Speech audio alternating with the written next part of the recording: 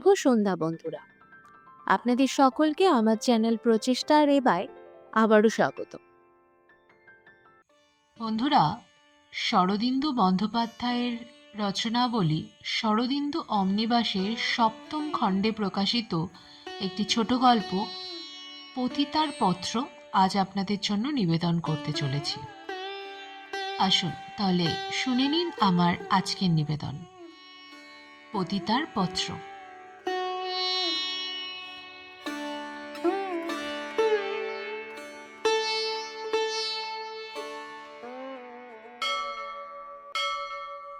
সুলোচনার নাম ভদ্র সমাজে পরিচিত হইবার কথা নয়, তবে ভদ্র সমাজে থাকিয়াও যাহারা সন্ধ্যার অন্ধকারে গা ঢাকিয়া সন্দেহজনক গলিঘুচিতে বিচরণ করেন, তাহারা অবশ্যই তাহার নাম জানেন।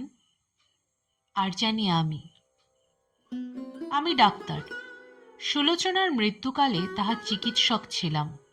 কঠিন ব্যাধিতে কয়েক মাস ভুগিয়া তাহার মৃত্যু হয়। মৃত্যুর সময় তাহার বয়স ৩৮ কি ৩৯ হইয়াছিল। মৃত্যুর কয়েকদিন পূর্বে সে একটি পুরু খাম আমার হাতে দিয়া বলিয়াছিল, ডাক্তারবাবু, আমার সময় ঘনিয়ে আসছে, আর বড়জোর ২-৪ দিন, এটা রাখুন, আমার মৃত্যুর পর খুলে পড়বেন। খামের মধ্যে একটি উইল ও একটি দীর্ঘ চিঠি ছিল।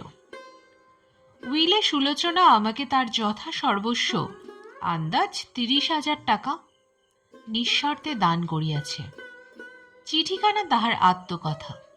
এদেশে পতিতার আত্মকথা জাতীয় যেসব লেখা বাহির হইয়াছে, ইহা সে ধরনের নয়। মানুষের জীবনধারা কোন বিচিত্র পথে কোথায় গিয়া উপস্থিত হয়, এই কাহিনী তাহারই একটি উদাহরণ। নোংরামিও ইহাতে কিছু নাই, তাই নির্ভয়ে ছাপিতে দিলাম। ডাক্তারবাবু, জীবনে আমি অনেক পুরুষের সংসর্গে এসেছি। সবাই মন্দলোক নয়, অনেকে দোষে গুণে সাধারণ মানুষ। ২-১ সত্যিকার সজ্জন ব্যক্তিও দেখেছি।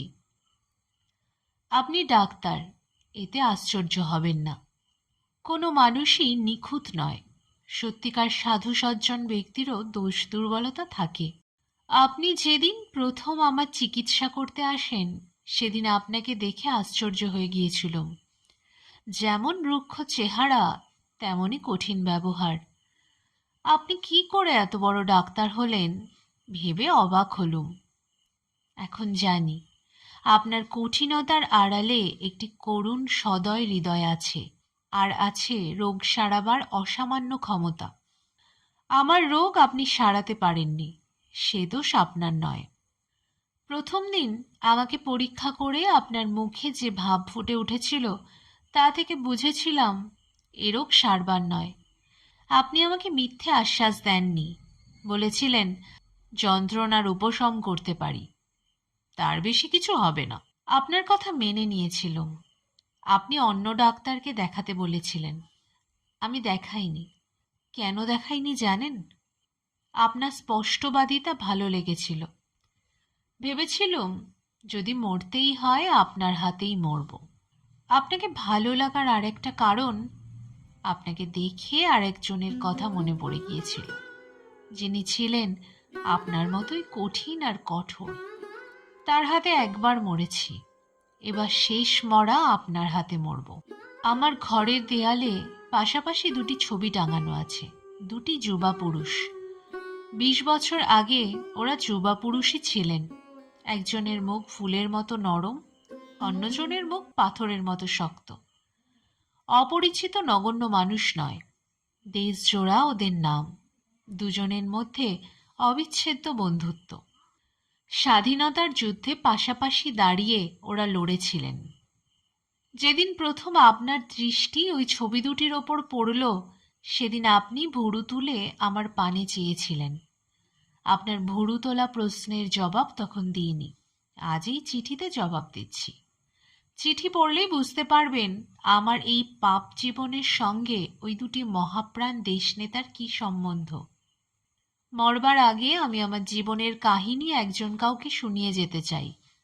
অন্য কাউকে শোনাতে গেলে সে মুখ বেঁকিয়ে হাসবে, নয়তো ওদের দুজনের নামে মিথ্যে রটনা করবে। কিন্তু আপনি তা করবেন না, আপনি বুঝবেন। ওই বোঝাটুকুই আমার দরকার। আমি ভদ্র ঘরের মেয়ে, বেশ্যার ঘরে আমার জন্ম নয়। বাবা ছিলেন বাংলাদেশের পশ্চিম সীমানায় এক শহরের উকিল। শুধু উকিল নয়, একজন স্থানীয় জননায়ক। রাজনৈতিক আন্দোলনে তিনি মন প্রাণ ঢেলে দিয়েছিলেন। ওকালতি করার সময় পেতেন না, তাই আর্থিক অবস্থা তেমন ভালো ছিল না, কিন্তু সুনাম ছিল দেশজোড়া। বাবা অনেকদিন হলো মারা গেছেন, কিন্তু জেলার লোক তার নাম এখনো ভোলেনি। আমি স্কুলে লেখাপড়া শিখেছিলাম, কলেজে পড়িনি। বাড়িতে সৎ মা ছিলেন, তিনি আমাকে সহ্য করতে পারতেন না। তার নিজের সন্তান ছিল না বলেই বোধহয় আমার উপর প্রচণ্ড আক্রোশ ছিল।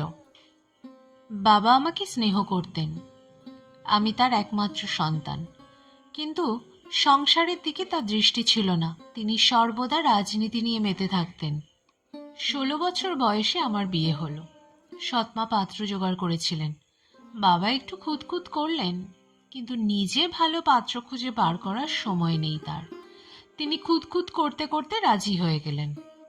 বিয়ের মাস 3-4 পরে স্বামী মারা গেলেন। তার চালচুলো ছিল না, ছিল গুপ্ত ক্যান্সার রোগ। বিয়ের পর ধরা পড়ল। সৎমা নিশ্চয়ই রোগের কথা জানতেন না, জানলে যত আক্রোশী থাক, বিয়ে তিনি দিতেন না। আমাকে বিদেয় করাই ছিল তার উদ্দেশ্য। কিন্তু 4 মাস পরে বিধবা হয়ে আমি আবার বাপের বাড়ি ফিরে এলুম। সংসারের হাওয়া বিষিয়ে উঠল।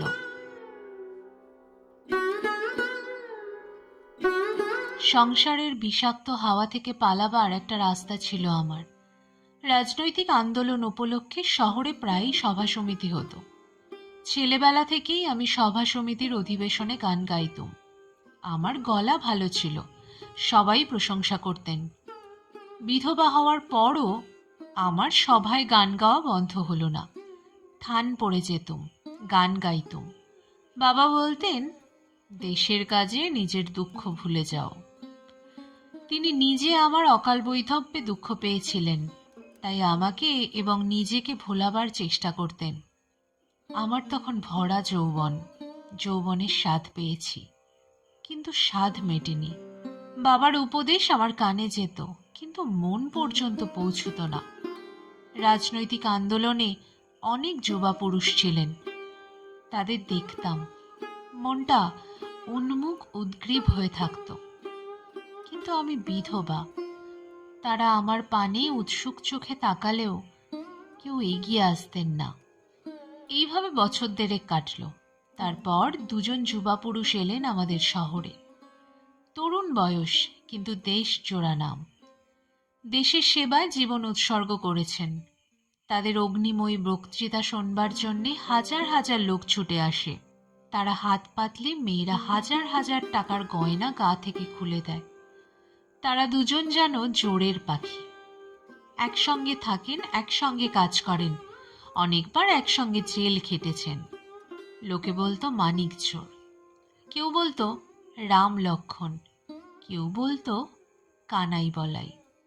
আমি তাদের রাম লক্ষণ বলবো। দুজনের চেহারা ছিল সম্পূর্ণ আলাদা ধরনের। রাম ছিলেন নরম সরম, নবজলধর কান্তি, ভারী মিষ্টি চেহারা। আর লক্ষণ যেন গনগনে হোমের আগুন, টকটকে রং, লম্বা চওড়া কঠিন দেহ, মুখে হিমালয়ের গাম্ভীর্য। আমি দুজনকেই ভালোবেসে ফেলেছিলাম। এ কথা সাধারণ লোক হয়তো বুঝবে না, কিন্তু আপনি বুঝবেন। আমার মনের কৌমার্য তখনও নষ্ট হয়নি। হৃদয় ভালোবাসার জন্যে উন্মুখ হয়েছিল। তাই এরা দুজন যখন আমার চোখের সামনে এসে দাঁড়ালেন, তখন বাজ বিচার করতে পারলুম না। দুজনের পায়ের কাছেই আমার হৃদয় মন ঢেলে দিলাম। যিনি আমাকে পায়ের কাছ থেকে তুলে নেবেন, আমি তারই। সেবার আমাদের শহরে বিরাট সভার আয়োজন হয়েছিল। 4-5 দিন ধরে অধিবেশন চলবে। দেশের গণ্যমান্য সব নেতারাই এসেছেন। স্থানীয় দেশ সেবকদের বাড়িতে নেতাদের থাকবার ব্যবস্থা হয়েছে। কারুর বাড়িতে 2 জন, কারুর বাড়িতে 3 জন। আমাদের বাড়িতে উঠেছেন রাম আর লক্ষণ। বাইরের একটা ঘর ওদের 2জনকে ছেড়ে দেওয়া হয়েছে। আমি যেন স্বর্গ হাতে পেয়েছি। সারাক্ষণ তাদের সেবা করছি।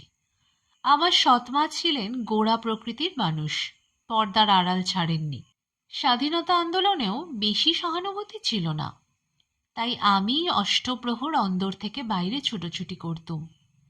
যতক্ষণ রাম লক্ষণ বাড়িতে থাকতেন আমি তাদের আশেপাশেই ঘুরে বেড়াতুম।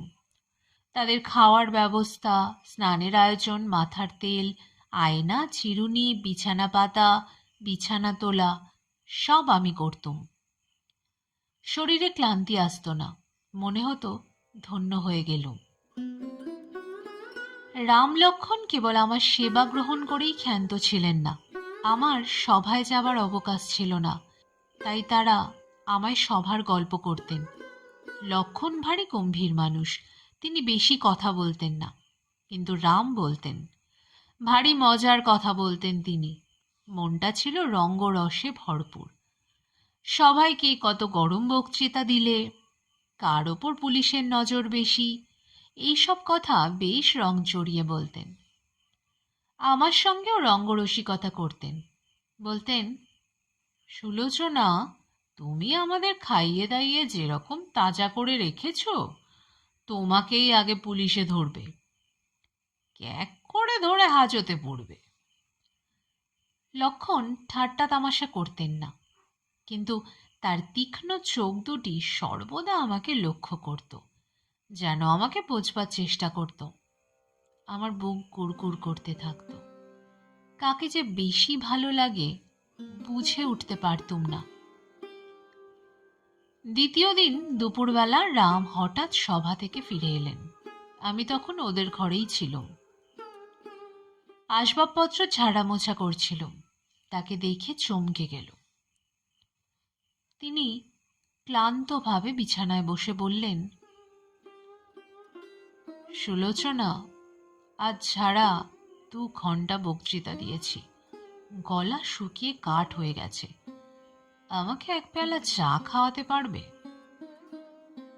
আমি ছুটে গিয়ে চা তৈরি করে আনলুম। তিনি শুয়ে পড়েছিলেন। উঠে চায়ের পেয়ালা হাতে নিলেন। এক চুমুকে চা খেয়ে করুণ চোখে আমার পানে তাকিয়ে বললেন, জীবনের সদরমহলে 35টা বছর গেল, অন্দরমহলের খবর নেওয়া হলো না। আমার বুক ধড়াস ধড়াস করতে লাগলো। তিনি আবার বললেন, অন্দরমহলে যে এত মিষ্টি জিনিস আছে তা আগে জানলে হয়তো সদরমহলে আসাই হতো না। এই সময় আমার সৎমা দরজার বাইরে থেকে খাটো গলায় ডাকলেন, সুলোচনা, এদিকে শুনে যাও। বুকের ধড়পড়ানি আরো বেড়ে গেল। সেই সঙ্গে হাত পা ঠান্ডা হয়ে এলো। কোনো রকমে ঘরের বাইরে এলুম। সৎমা আমাকে আমার শোবার ঘরে নিয়ে গেলেন। কিছুক্ষণ কঠিন দৃষ্টিতে আমার পানে তাকিয়ে থেকে কঠিন স্বরে বললেন, ভুলে যেও না তুমি বিধবা। এইটুকু বলে তিনি চলে গেলেন। আমি বিছানায় মুখ গুজে শুয়ে পড়লাম। সত্যি ভুলে গিয়েছিলাম আমি বিধবা। শুয়ে শুয়ে মন বিদ্রোহ করল। বিধবা তো কি, আমার রূপ, আমার যৌবন, আমার ভালোবাসা কিছুই মূল্য নেই এসবের। আমি কি কাগজের ফুল, চিনেমাটির পুতুল? না, আমি চিনেমাটির পুতুল হয়ে বেঁচে থাকতে চাই না। আমি ভালোবাসা চাই, শ্রদ্ধা চাই, সম্ভ্রম চাই। কতক্ষণ সময় কেটে গেছে খেয়াল করিনি। সৎমার গলা শুনতে পেলাম, বিছানায় শুয়ে থাকলে সংসার চলে না। তোমার বাপ সভা থেকে ফিরে এসেছেন, আরও সবাই এসেছেন, তাদের চা জল খাবার দিতে হবে। বাইরের ঘরে 8-10 জন দেশ নেতা জমা হয়েছেন। বেশিরভাগই প্রবীণ, রামলক্ষণও আছেন। রাজনীতির তীব্র আলোচনা হচ্ছে। আমি স্বপ্নাচ্ছন্নের মতো সকলকে চা জলখাবার দিলুম। আমাকে কেউ লক্ষ্য করলেন না, এমনকি রামও না। কেবল লক্ষণের ধারালো চোখ দুটি আমাকে অনুসরণ করে বেড়াতে লাগলো। অনেক রাত্রে বৈঠক ভাঙল। সে রাত্রে আমি কিছু না খেয়ে শুয়ে পড়লুম, কিন্তু ভালো ঘুম হলো না। আমার জীবনে যেন একটা প্রবল বন্যা আসছে। কোথায় ভাসিয়ে নিয়ে যাবে কিছু জানি না। ভয় ভয় করছে, আবার উত্তেজনায় মুখ চোখ গরম হয়ে উঠছে। রাম আর লক্ষণ দুজনেই কি আমাকে চান? বুঝতে পারছি না আমি ওদের মধ্যে কাকে চাই, তাও বুঝতে পারছি না। পরদিন সকালে ওরা সভায় চলে গেলেন। সভার কাজ শেষ হয়ে আসছে। আজ আর কাল দুদিন বাকি, তারপর সবাই চলে যাবেন। আর আমি? দুপুরবেলা রাম ফিরে এলেন। আমাকে দেখে ক্লান্ত হেসে বললেন, আজ আর কোনো কাজ হলো না, শুধু নিজেদের মধ্যে ঝগড়াঝাটি। বিরক্ত হয়ে চলে এলাম। তিনি নিজের বিছানায় চিত হয়ে শুয়ে চোখ বুজে রইলেন। আমি কাছে গিয়ে আস্তে আস্তে জিজ্ঞেস করলুম, চা আনবো? তিনি চোখ খুলে একটু হাসলেন। না, দরকার নেই, তুমি বরং আমার মাথায় একটু হাত বুলিয়ে দাও। ডাক্তারবাবু, মানুষের দেহ মনের সব খবরই আপনি জানেন, তাই আমার তখনকার দেহ মনের কথা বিস্তারিতভাবে লিখে আপনার ধৈর্যের ওপর জুলুম করব না। পরপুরুষের অঙ্গস্পর্শ সম্বন্ধে হিন্দু মেয়ের মনে তীক্ষ্ণ সচেতনতা আছে, আপনি জানেন। আমি খাটের শেয়ারে দাঁড়িয়ে তার মাথায় হাত বুলিয়ে দিতে লাগলুম। ঘন কোকড়া চুল, সিথি নেই, কেবল কপাট থেকে পিছন দিকে বুরুশ করা। তিনি ঘুমিয়ে পড়লেন না, মাঝে মাঝে চোখ খুলে আমার পানে তাকাতে লাগলেন। তারপর হঠাৎ বিছানায় উঠে বসে কতকটা বক্তৃতার ভঙ্গিতে বলে উঠলেন, আমাদের সমাজে বিধবার এত অমর্যাদা কেন? কি অপরাধ বিধবার? স্বামী মরে গেলেই স্ত্রীর জীবন শেষ হয়ে যাবে কেন? তার কি স্বতন্ত্র সত্তা নেই? আমাদের সমাজ নিষ্ঠুর, স্ত্রী জাতির প্রতি দয়া মায়া নেই, একটু ছুতো পেলেই তাদের দূরে সরিয়ে রাখতে চায়। অন্য সভ্য সমাজে কিন্তু এরকম নেই। বিধবা হবার দোষে কোনো মেয়ের জাত যায় না। আমি সমস্ত শরীর শক্ত করে শুনছি। এমন সময় লক্ষণ ঘরে ঢুকলেন। তার মুখ অন্ধকার, চোয়ালের হাড় লোহার মতো শক্ত হয়ে উঠেছে। তিনি রামের পানে একবার তাকালেন, তারপর আমার দিকে চোখ ফিরিয়ে মুখে একটু হাসি আনবার চেষ্টা করে বললেন, আমার জন্য এক পেয়ালা চা আনতে পারবে? আমি চোরের মতো পালিয়ে গেলুম ঘর থেকে। 15 মিনিট পরে 2 পেয়ালা চা নিয়ে ফিরে এসে দেখলুম ঘরের দরজা বন্ধ। ভিতর থেকে দুজনের চাপা গলার আওয়াজ আসছে। চাপা গলা হলেও আওয়াজ নরম নয়, করাতের শব্দের মতো কর্কশ। ওদের মধ্যে চাপা গলায় বচসা হচ্ছে, কথা সব বোঝা যাচ্ছে না। একবার মনে হলো লক্ষণ বলছেন, তুমি কোন পথে যাচ্ছ? দৌড়ে টোকা দিতে সাহস হলো না। চায়ের পেয়ালা নিয়ে ফিরে এলুম। রান্নাঘরে একলা বসে থরথর করে কাঁপতে লাগলুম। কি হচ্ছে কিছু বুঝতে পারছি না। আমার জন্যই কি দুই বন্ধুর মধ্যে? তবে কি ওরা দুজনেই আমাকে চান? সন্ধ্যার পর আজও বৈঠক বসল। খুব তর্কাতর্কি হলো।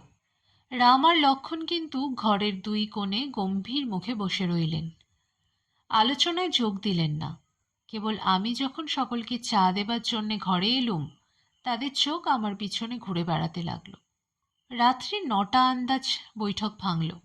সকলে উঠলেন। বাবা আর রাম অভ্যাগতদের সঙ্গে কথা কইতে কইতে রাস্তা পর্যন্ত এগিয়ে গেলেন। বাড়ির সদরে লক্ষণ আর আমি দাঁড়িয়ে রইলুম। হঠাৎ লক্ষণ আমার হাত চেপে ধরলেন। আমি চমকে প্রায় চিৎকার করে উঠেছিলুম, কিন্তু তিনি আমার কানের কাছে মুখ এনে গাঢ় স্বরে বললেন, সুলোচনা, তোমার সঙ্গে আমার গোপনীয় কথা আছে, কিন্তু এখন নয়, কাল আমাদের সভার অধিবেশন শেষ হবে, তারপর বলবো। তুমি তৈরি থেকো। যাও, এখন ভেতরে যাও, কাউকে কিছু বলো না। আমার মাথাটা বন বন করে ঘুরে উঠল। অন্ধের মতো হাতড়াতে হাতড়াতে বাড়ির মধ্যে গেলুম। সারা রাত জেগে শুধু ভাবলুম, কি কথা বলবেন আমাকে, কিসের জন্য তৈরি থাকব। পরদিন সকাল থেকে হৈ হৈ লেগে গেল। আজ সভার শেষ অধিবেশন, এলোমেলো নানা কাজ হবে। তার উপর গুজব রটে গেছে যে কয়েকজন নেতাকে পুলিশ অ্যারেস্ট করবে। ভোর থেকে বাড়িতে মানুষের যাতায়াত শুরু হয়েছে। বাবা চা খেয়েই রামলক্ষণকে নিয়ে সভার চলে গেলেন। আমাকে বলে গেলেন, তুমিও এসো, সভায় বন্দে মাতরম গাইবে। সেদিন বন্দে মাতরম গাওয়া কিন্তু আমার হলো না। সভায় উপস্থিত হয়ে দেখলুম চারিদিকে পুলিশ ঘিসঘিস করছে, জনতা মুহুর্মুহু চিৎকার করছে, ইনকলাব জিন্দাবাদ, বন্দে মাতরম। ৩-৪ জন বড় বড় নেতা গ্রেপ্তার হয়েছেন, তার মধ্যে রাম একজন। লক্ষণ গ্রেপ্তার হননি। আমি যখন উপস্থিত হলুম তখন পুলিশ বন্দীদের নিয়ে মোটরে তোলবার উপক্রম করছে। বন্দীদের সকলের মুখে উদ্দীপ্ত হাসি। গাড়িতে উঠতে গিয়ে রাম ফিরে দাঁড়ালেন, জনতার মধ্যে চারিদিকে চোখ ফেরালেন, যেন কাউকে খুঁজছেন। তারপর তার চোখ পড়ল আমার ওপর। তিনি এক দৃষ্টে আমার পানে চেয়ে রইলেন। মুখের উদ্দীপ্ত হাসি মিলিয়ে গেল। তিনি আমাকে লক্ষ্য করেই বজ্র কণ্ঠে বলে উঠলেন, আমি শিগগিরই ফিরে আসব। ইংরেজের জেল আমাকে ধরে রাখতে পারবে না। বন্দীদের নিয়ে পুলিশের গাড়ি চলে গেল। তারপর সভায় কি হলো আমি জানি না। চোখে জল ফেলতে ফেলতে বাড়ি ফিরে এলুম। সভায় আরো অনেক মেয়ে ছিল, তারা সবাই সেদিন কেঁদেছিল। আমার চোখের জল কেউ লক্ষ্য করেনি। আমার চোখের জলের উৎস যে আরো গভীর তা কেউ জানতে পারল না। কেবল বাড়ি ফিরে আসবার পর সৎমা আমাকে কাঁদতে দেখে মুখ বেঁকিয়ে বললেন, ঢং দেখে আর বাঁচি না। ইচ্ছে হলো বাড়ি ছেড়ে ছুটে কোথাও চলে যাই। বিধাতা যে অলক্ষ্যে সেই ব্যবস্থাই করেছেন তা তো তখন জানতুম না। দুপুরবেলা লক্ষণ বাড়ি এলেন, মুখ বিষণ্ণ কঠিন। আমার পানে খানিক তাকিয়ে রইলেন। মুখ একটু নরম হলো, আবার বজ্রের মতো কঠিন হয়ে উঠল। তার মনের মধ্যে যেন প্রচণ্ড যুদ্ধ চলছে, কিন্তু কি নিয়ে যুদ্ধ তা বোঝা যায় না। আমি কেবল সম্মোহিতের মতো চেয়ে রইলুম। তিনি বললেন, আমাদের জীবনে জেলখানা ঘরবাড়ি, ওতে বিচলিত হলে চলে না। আমাকেও হয়তো আজ নয় কাল যেতে হবে, কিন্তু তার আগে অনেক কাজ সেরে নেওয়া চাই সুলোচনা। ঘরে আর কেউ ছিল না। আমি তার কাছে গিয়ে দাঁড়ালুম, মুখ তুলে তার মুখের পানে চাইলুম। তিনি আমার কাঁধে হাত রাখলেন। তুমি আমার সঙ্গে পালিয়ে যাবে? আমার মস্তিষ্কের মধ্যে চিন্তার সব ক্রিয়া বন্ধ হয়ে গেল। শুধু বললাম, যাব। স্বেচ্ছায় যাবে? আমি জোর করছি না, যাব। হয়তো যা আশা করছো তা পাবে না, তবু যাবে? যাব। তিনি গভীর দৃষ্টিতে আমার মুখের পানে চাইলেন। চোখ দুটি যেন করুণায় ভরে উঠল। তারপর আমার কাঁধ থেকে হাত নামিয়ে আমার দিকে পিছন ফিরে খানিক দাঁড়িয়ে রইলেন। সেইভাবে দাঁড়িয়েই বললেন, বেশ, এখন আমি যাচ্ছি, রাত্রে আবার ফিরে আসব 12টার পর। গাড়ি নিয়ে আসব, তুমি তৈরি থেকো। আচ্ছা। তিনি চলে গেলেন। সেদিনের কথা এখন ভাবলে মনে হয়, কেন তার কথার মানে বুঝিনি। তিনি তো ইঙ্গিত দিয়েছিলেন। আমার ভবিষ্যতের কথা ভেবে তার অটল হৃদয় ও ক্ষণিকের জন্য টলে গিয়েছিল। সেদিন যদি আমি না বলতুম, যদি বলতুম যাব না তোমার সঙ্গে, যিনি জেলে গেছেন তার জন্য প্রতীক্ষা করব, তাহলে আমার জীবনটাই অন্য পথে যেত। কিন্তু তা তো হবার নয়। আমি যে ওদের দুজনকেই সমানভাবে চেয়েছিলাম। সৎমা যে আমার ঘরে আগুন লাগিয়ে দিয়েছিলেন। পালানো ছাড়া আমার আর গতি ছিল না। দুপুর রাত্রে তিনি গাড়ি নিয়ে এলেন। আমি তৈরি ছিলাম। গাড়িতে উঠে বসলাম। আমার নিরুদ্দেশের পথে অভিসার শুরু হলো। প্রথমে রেলের স্টেশন, সেখান থেকে ট্রেনে চড়ে কাশি। ডাক্তারবাবু, শেষ কথাগুলো তাড়াতাড়ি শেষ করে ফেলি, সব কথা খুঁটিয়ে লিখতে ক্লান্তি আসছে। লক্ষণ আমাকে কাশির একটা সরু গলিতে অন্ধকারে একটা বাড়িতে তুললেন। আধবয়সী একজন স্ত্রীলোক এসে আমাকে বাড়ির মধ্যে নিয়ে গেল, একটা সাজানো ঘরে বসালো। তখন ঠিকে গাড়ির ভাড়া মেটাবার জন্য পিছিয়ে ছিলেন। আমি তার অপেক্ষা করতে লাগলাম, কিন্তু তিনি এলেন না। আধবয়সী স্ত্রীলোকটাকে প্রশ্ন করলুম। সে বলল, আসবেন বাছা, আসবেন। কত বাবু ভাইয়েরা আসবেন। নাও, এই শরবতটুকু খেয়ে ফেলো, তেষ্টার সময় শরীর ঠান্ডা হবে। সেই রাত্রে আমার জীবনে বেঁচে থাকার পালা শেষ হলো। প্রেত জীবন আরম্ভ হলো। ভদ্রঘরের মেয়ে ছিলুম, পতিতা হলুম। পরদিন সকালবেলা লক্ষণ এলেন। তাকে দেখে আমি কেঁদে উঠলুম। আপনি আমার এই সর্বনাশ কেন করলেন? তিনি নীরস নিষ্প্রাণ কণ্ঠে বললেন, আমি তোমার যে সর্বনাশ করেছি তার জন্যে ভগবান আমাকে শাস্তি দেবেন, কিন্তু আমার বন্ধুকে বাঁচাবার অন্য কোনো উপায় ছিল না। কিন্তু আমি কি অপরাধ করেছিলুম? অপরাধ কেউ করেনি। তুমি আমার বন্ধুকে চেনো না, আমি তাকে চিনি। তার মন তোমার দিকে ঝুঁকেছিল। আমি যদি তোমাকে চিরদিনের জন্য তার সামনে থেকে সরিয়ে না দিতাম, সে হয়তো তোমাকে বিয়ে করত।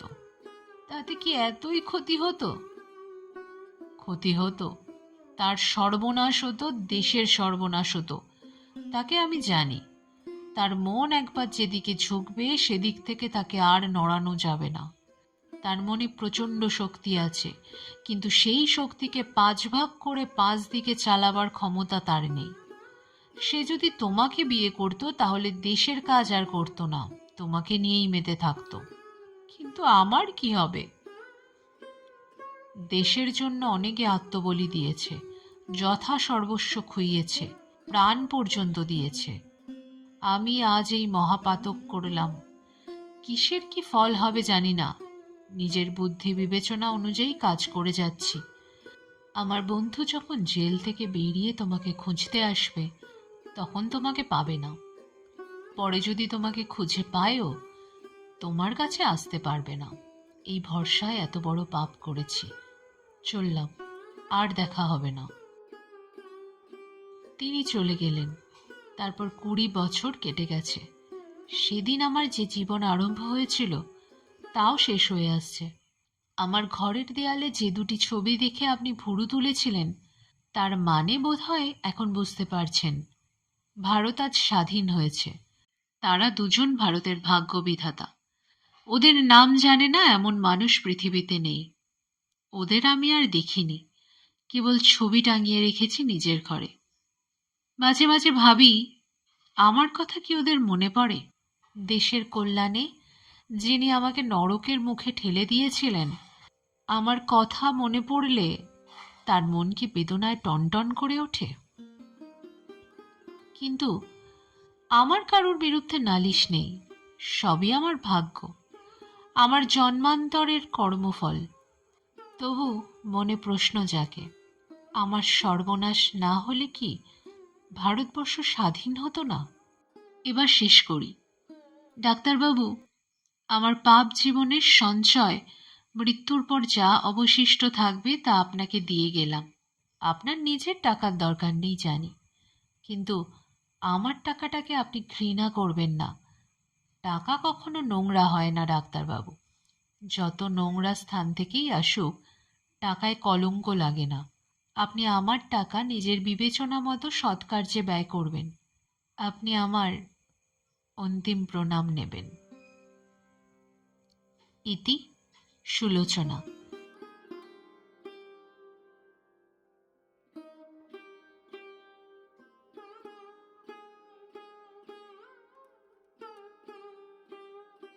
ডাক্তারের ফুটনোট। সুলোচনার টাকা আমার হাতে আসিলে আমি চাঁদারূপে পাঠাইয়া দিয়াছি। লক্ষণ কেন্দ্রীয় শাসক মণ্ডলের উচ্চস্থ ব্যক্তি। তিনি নিশ্চয়ই এই টাকা সদ্গতি করিতে পারিবেন।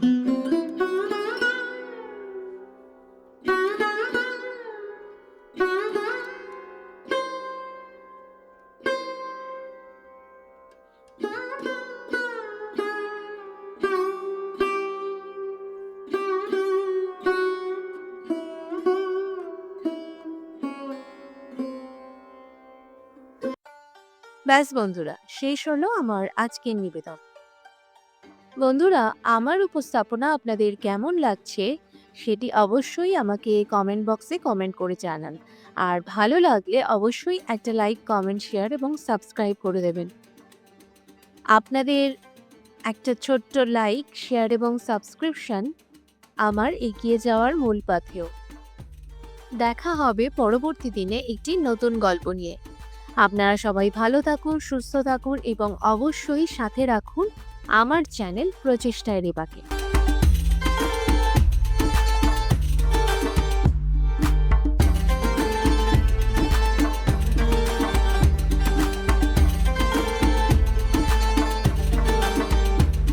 वीडियोस बनाने हैं, फिल्मोरा है ना।